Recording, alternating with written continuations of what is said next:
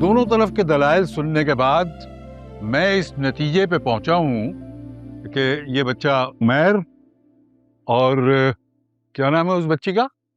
सुंबुल जी। हाँ, सुंबुल। इन दोनों की शादी 3 महीने बाद तय है।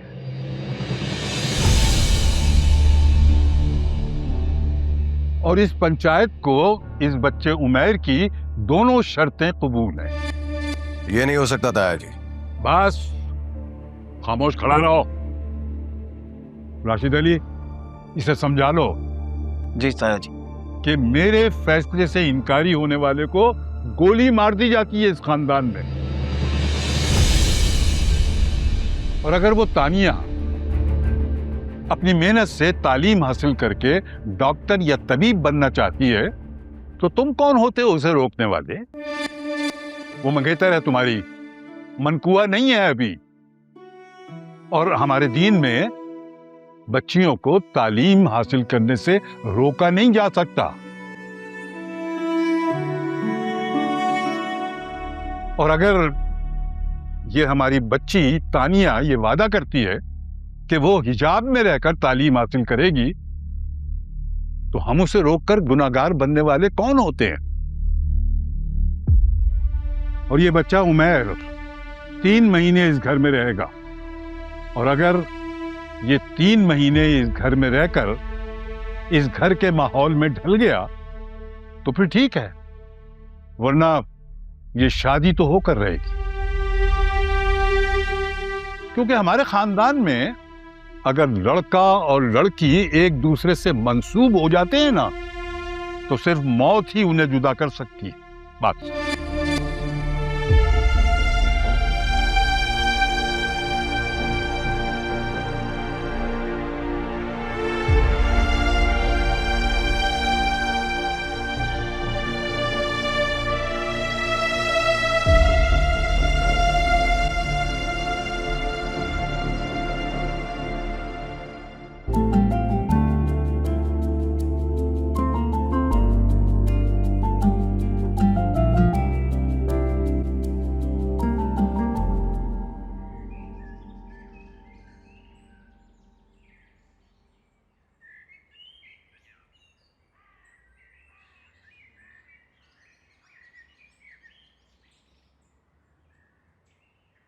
चाचू, हाँ अब आपकी स्पिरिचुअल साइंस क्या कहती है इस बारे में?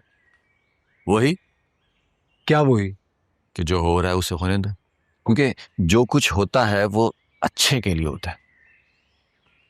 उमैर, चलो यहाँ से। हाँ हाँ जाओ। और घर जाके ना मेरी इस बात के बारे में सोचना जो मैं अब कहने लगा हूं। ये वक्त एक समंदर है, गहरे पानी वाला समंदर, जिसमें तुम हाथ पैर चलाकर किनारे तक पहुंचना चाहते। बहुत हाथ पैर चलाकर थक हार कर जब तुम किनारे पे पहुंचते हो ना तो तुम्हें वहां अपनी मंजिल नजर नहीं आती। वहां एक और जुस्तजू तुम्हें आ घेरती, तो वो तुम्हें एक नई मंजिल का पता बताती और तुम उस नई मंजिल की तरफ अपना सफर शुरू कर देते हो। ये नई मंजिलें, ये जुस्तजू, ये रास्ते, ये सब तुम्हें थका देती हैं। और उसकी वजह यह है कि तुम उसकी मर्जी के खिलाफ अपनी मर्जी चलाने की कोशिश करते हो। और आखिर में फिर वही बात, अपनी मर्जी को उसकी मर्जी में शामिल कर दो। खुद को कतरा समझ के समंदर में शामिल कर दो। तुम खुद समंदर बन जाओगे। फिर हर लहर, हर गहराई, हर किनारे पे तुम ही तुम होगे।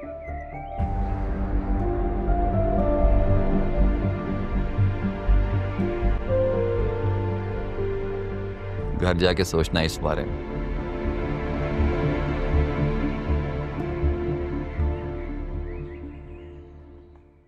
उमैर, इसकी बातें सोचने के बजाय ये सोचो कि घर जाके अपने पापा को क्या जवाब दोगे।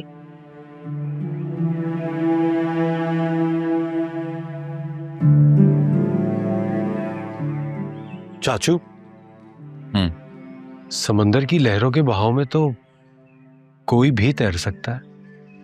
असल तैराक तो वो है जो समंदर की लहरों को चीर कर अपना रास्ता बनाए।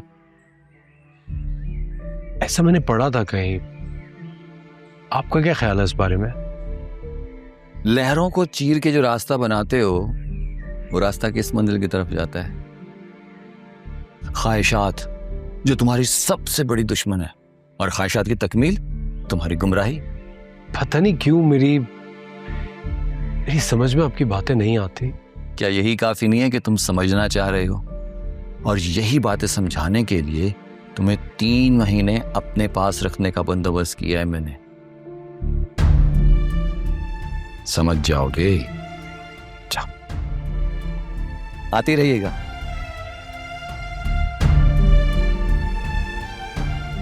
उमैर अब चले क्या?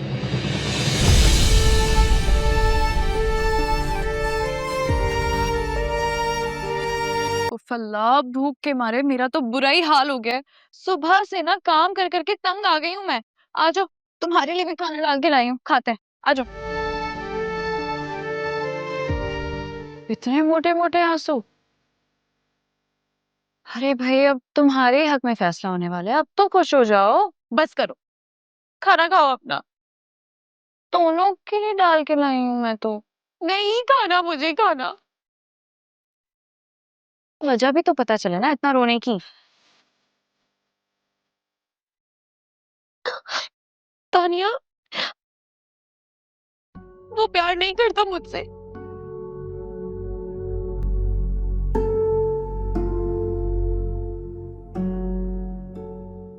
ये तुमसे किसने कहा? उसने खुद बोला है। तो तुम भी तो नहीं करती उससे प्यार? ये तुमसे किसने कहा? तुम खुद ही तो कह रही हो। ऐसा हो ही नहीं सकता। अपनी जान से भी ज्यादा चाहती हूँ मैं उसको। इतना ही चाहती हो उसे, तो फिर इस बात की तो तुम्हें परवाह होनी ही नहीं चाहिए कि वो तुम्हें चाहता है या नहीं। देखो, चुपचाप उससे शादी करो और अपना काम पूरा करो, ओके? हाँ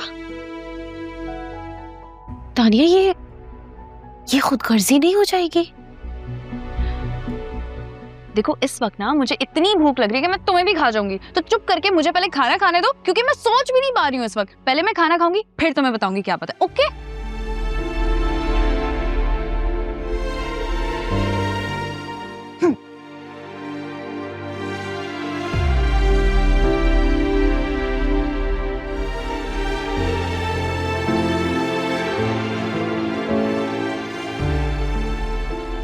मैं बता रहा हूँ तुम्हें, ये चाचू इमरान का ना मैं खर्चा बंद कर दूंगा, बल्कि उसको घर से निकाल दूंगा। घर से निकालना होता तो कब का निकाल चुके होते इस कमबख्त को। तुम्हारे दादा की जायदाद में भी तो ये इस मनूस मारे का हिस्सा है। अरे अम्मा, मुझे तो ये बात समझ में नहीं आ रही है कि ये उमैर और सुंबल के रिश्ते की बात के बीच में उसने ये तानिया के डॉक्टर बनने वाली शर्त क्यों रख दी? पागल वागल है क्या वो? तू फिक्र ना कर, बड़े ताया जी जो ना बहुत अक्लमंद है।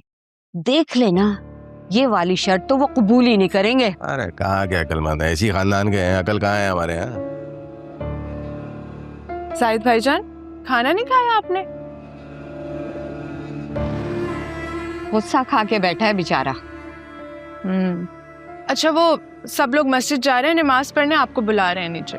मैं जाके बोल दूं, मैं घर पे पढ़ लूंगा। अरे खुदा के वास्ते, बड़े ताए के सामने बिल्कुल मत कहना कि तुमने घर पे नमाज पढ़नी है, क्योंकि घर पे पढ़ी हुई नमाज को वो मानते ही नहीं है। अच्छा भाई, जाके बोल दो उनको मेरे कपड़ों पे सालन गिर गया, बदल के आ रहा हूँ। जाओ, दिमाग खराब नहीं करो। चलो चल चल चल, जा बोल दे जाके। जी अच्छा।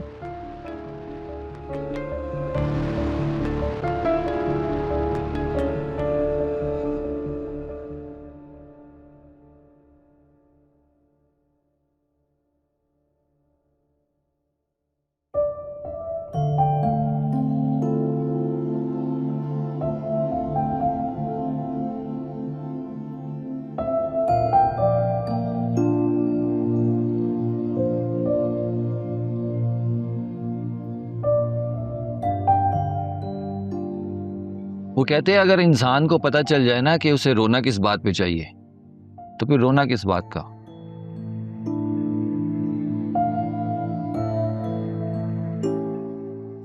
ये जिंदगी एक कैद है, और कैद ही बामुशक्कत वाली।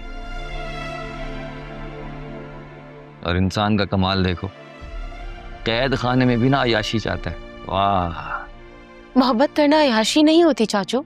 नहीं नहीं नहीं, लेकिन किसी की मोहब्बत किसी और को देना ये याशी है।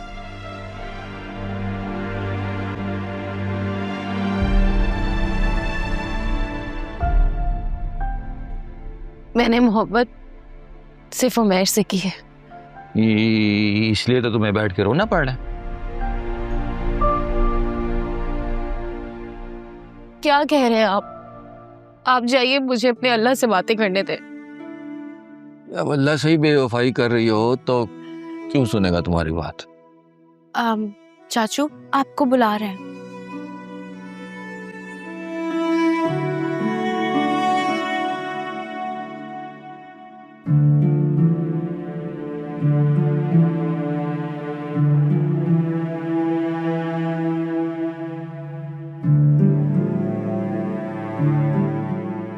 तुम्हारी अय्याशी के 3 महीने शुरू होने लगे हैं आज से।